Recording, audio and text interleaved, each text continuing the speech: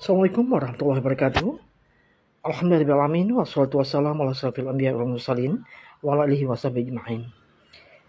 Di antara tabiat manusia adalah tergesa-gesa dalam tindakannya. Allah berfirman, "Wa kanal insanu ajula." Dan manusia bersifat tergesa-gesa. Al-Isra ayat 11.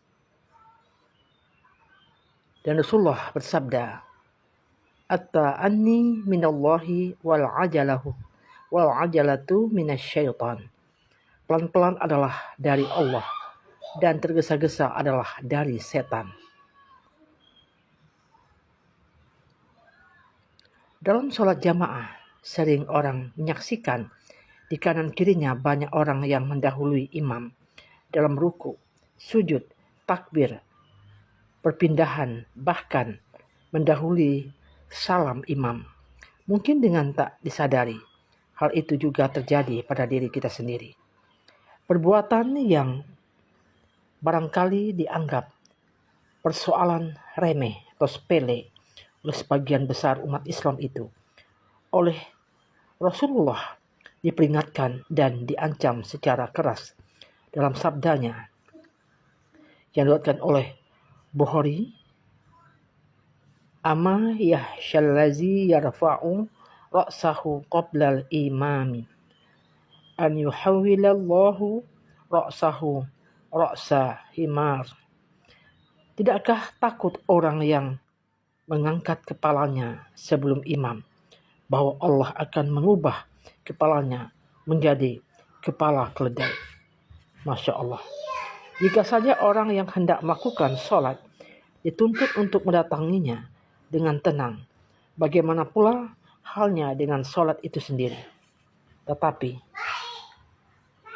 terkadang orang memahami larangan mendahului imam itu dengan harus terlambat dari gerakan imam. Hendaknya dipahami, para fuqaha telah menyebutkan kaidah yang baik dalam masalah ini, yaitu hendaknya makmum segera bergerak ketika imam telah selesai mengucapkan takbir. Ketika imam selesai melafazkan huruf ra dari kalimat Allahu Akbar, saat itulah makmum harus segera mengikuti gerakan imam, tidak mendahului dari batasan tersebut atau mengakhirinya. Jika demikian, maka batasan itu menjadi jelas. Dahulu para sahabat sangat berhati-hati sekali untuk tidak mendahului Nabi. Salah seorang sahabat bernama Bara bin Azib berkata, "Sungguh mereka para sahabat sholat di belakang Rasulullah, maka jika beliau mengangkat kepalanya dari ruku dan para sahabat juga mengangkat kepala mereka, saya tidak melihat seorang pun yang membungkukkan punggungnya sehingga Rasulullah meletakkan keningnya di atas lantai tanah. Baru orang-orang yang berada di belakangnya bersimpuh sujud bersamanya." Diriwayatkan oleh Muslim, ketika Rasulullah mulai uzur dan gerakannya tampak pelan, beliau mengingatkan orang-orang yang sholat di belakangnya, "Wahai sekalian manusia, sungguh aku telah lanjut usia, maka janganlah kalian mendahuluiku dalam ruku dan sujud." Diriwayatkan oleh Baihaqi.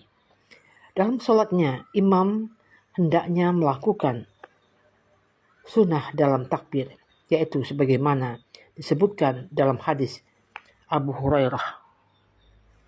Bila Rasulullah berdiri untuk sholat, beliau bertakbir ketika berdiri, kemudian bertakbir ketika ruku, kemudian bertakbir ketika turun hendak sujud, kemudian bertakbir ketika mengangkat kepalanya, kemudian bertakbir ketika sujud, kemudian bertakbir ketika mengangkat kepalanya.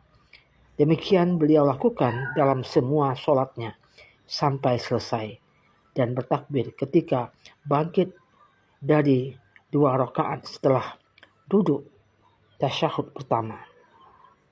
Diriwayatkan oleh Bukhari. Jika imam menjadikan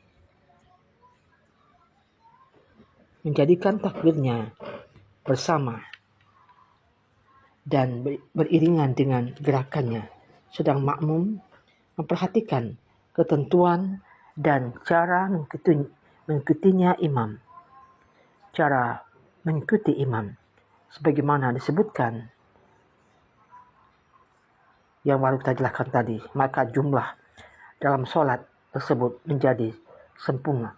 Maka jamaah dalam sholat itu menjadi sempurna. Demikianlah berbagi ilmu pada hari ini. Semoga bermanfaat. Assalamualaikum warahmatullahi wabarakatuh.